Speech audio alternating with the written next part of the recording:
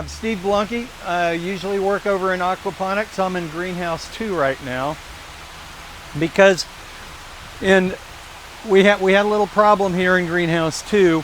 When you see all the plants that we have here for the plant sale, we had a mister system and it does pretty well, but as the plants get taller, but toward sales time,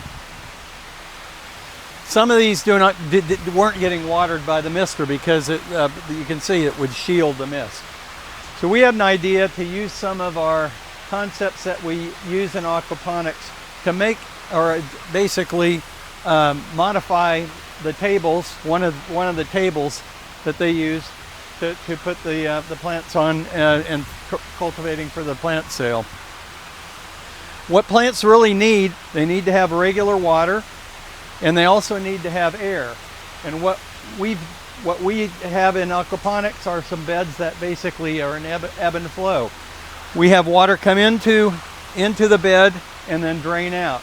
As the water drains out, that tends to pull in oxygen, which the roots need. So we modified one of the standard growing tables, added on sides to it, put a pond liner around it, have a pump underneath a reservoir underneath the table here that holds the water, a pump that pumps the water in for about an hour, one time a day, and then as the pump is a two-way flow, so as it fills or when it fills, we have an overflow here. So the table doesn't overfill. That takes the excess runoff, puts it back into the tank. And then when the pump is off, the water flow reverses through the pump again and drains this whole bed out. So within about a 2-hour period, we basically irrigate the plants and then drain, which pulls the oxygen in. It's just a concept. We tried it last year and we found that the plants grew. You can see some of the peppers in the back, about twice the size as the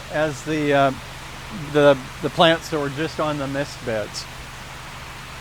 So we've also now been asked by